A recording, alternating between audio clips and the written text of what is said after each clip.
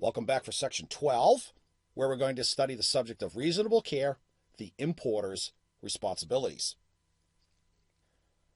As we know, and we stated this pretty emphatically a number of times, at the end of the day, it is the U.S. importer of record's responsibility to make sure that all customs laws and regulations are complied with. We as the importer can work with a customs broker. We could even work with a customs lawyer, for that matter. In the end, it is up to us to be compliant with all laws and regulations.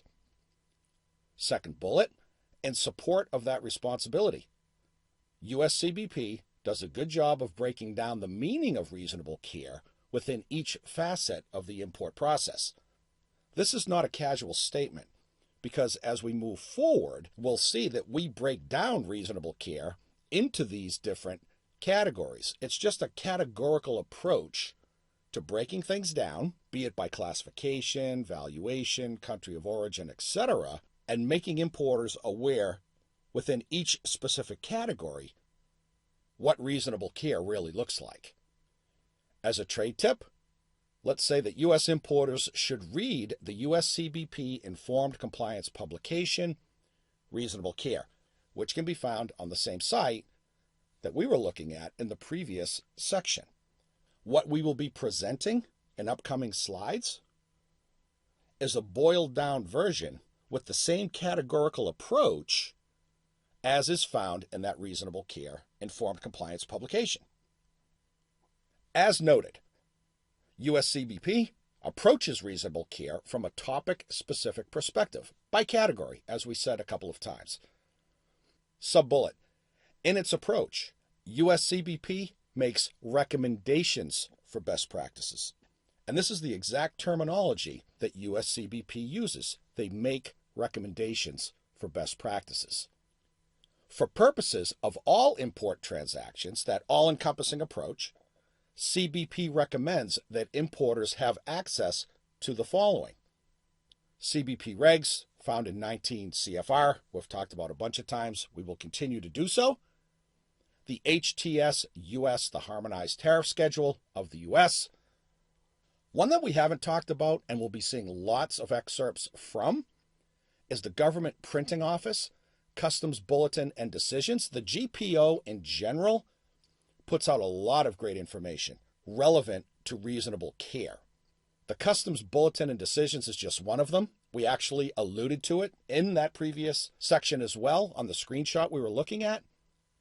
The GPO in general is a great source of information. More on that later. We talked about CROSS as well, Customs Ruling Online Search Service. The importer should have this at their disposal as well. And in general, the CBP website starting at cbp.gov. At a minimum, to not only demonstrate but exercise reasonable care, what CBP is saying is that the importer should have at least these 5 tools at their fingertips at all times. Let's talk a little bit more in the form of a supply chain perspective about the US CBP CROSS program. In addition to tools like 19 CFR and the HTS US that can be used to exercise reasonable care, CBP's CROSS tool is also quite helpful. The Customs Ruling Online Search Service is a searchable database of customs rulings dating back to 1989. Second paragraph. CROSS can be helpful to importers because it provides information on rulings related to things like tariff classification, valuation of merchandise, and entry liquidation. There are other topics too, but these are 3. When importers can gain insights on rulings for the importation of identical or like merchandise, the proper application of those insights serve to enhance a company's efforts towards reasonable care. When we use CROSS, we're looking at historical findings, historical rulings, that depending on what we import can be applied to our products as well. What we're saying here is use this tool, this historical perspective on rulings on multiple subjects to exercise reasonable care. Last paragraph. As noted in the following slide, a screenshot of the cross site reveals that searches on rulings can be done by keyword, multiple keywords, and key phrases. Searches can also be conducted using a specific HTS-US number or a ruling number. There's 5 different ways, if not more, that an importer can research specific topics. This is very, very helpful. Last sentence, last paragraph. These search options allow importers to find rulings that offer guidance in the management of their own businesses and provide historical perspective on how CBP has treated similar or identical items in the past.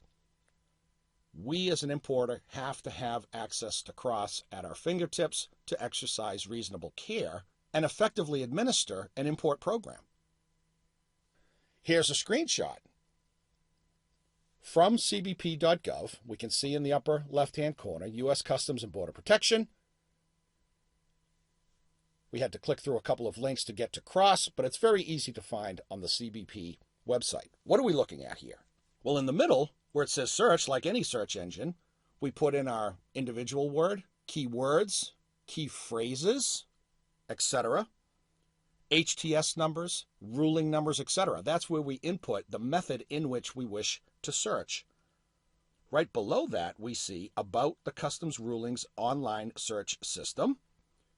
And this is a summary of what we've been saying, but CROSS is a searchable database of CBP rulings that can be retrieved based on a simple or complex search, characteristics using keywords and Boolean operators, whatever those are. We know for sure that we can use an individual word, a keyword, key phrases, HTS numbers, ruling numbers. That alone is plenty to work with. As we will also note, the database goes back all the way to 1989, and like any strong tool, there's also a help section that we can click on as well.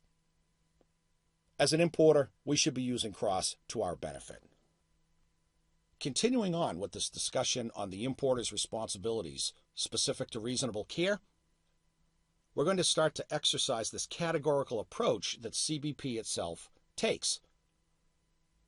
We will also note, as slides go by, that what CBP is really talking about, what is really recommending, is the establishment of processes, procedures, policies, and administrative ownership within each category that we discuss. Let's see how. First sub-bullet. Establish a reliable procedure that allows importers to know what was ordered from an overseas vendor, where it was made, how it was made, and what it is made of. That's a fairly succinct statement, but when we look more closely at it, we're talking about essential character, country of origin, what raw materials constitute a finished product, what combination of raw materials were used to make the product that we're buying. Obviously, these are all very, very important subjects specific to description and tariff classification. Second sub-bullet point, also have a procedure that assures a complete and accurate merchandise description is provided to CBP. What is the product description that puts forward its essential character and or intended use? Much of that starts with the overseas vendor and the description that they put on the commercial invoice. That's a subject that we'll see lots of. And then finally on this slide, have a procedure that assures an accurate tariff classification of merchandise, which is tied to the previous sub-bullet because it's the description that helps to establish the classification. Even in this first slide, and we have a bunch more that are similar to it, albeit in different categories, it's about procedure and policy and administrative ownership, all leading towards reasonable care. Staying with the theme of merchandise description and tariff classification, what else does Customs recommend? Well, consider a ruling from CBP on merchandise description and or tariff classification. We just don't have to use CROSS to see what other companies have already done. We can apply for a ruling ourselves, which we will study more towards the end of this module. Also, consult CROSS, as we saw, to assist with describing and classifying merchandise. And this third one will come up a number of times, and the terminology is all the same, regardless of topic. Consider using the services of an expert. That's verbatim customs terminology. And what they're really trying to say is, as an example, doesn't have to be, but as an example, use the services of a licensed customs broker for advice. In the end, it's up to the importer of record. But an expert, definitely a customs broker, maybe a customs broker who also happens to be a lawyer, would be another example of using the services of an expert. Trade tip on this slide: proper merchandise description starts with overseas vendors and how they prepare commercial invoices and packing lists. We said that on the previous slide. We want to be emphatic about this point because the vendor really does play a big role, at least in the commercial invoice and packing list part of the story. That's going to be it for this section. When we come back, we're going to continue with the same framework, but start talking about product valuation. See you then.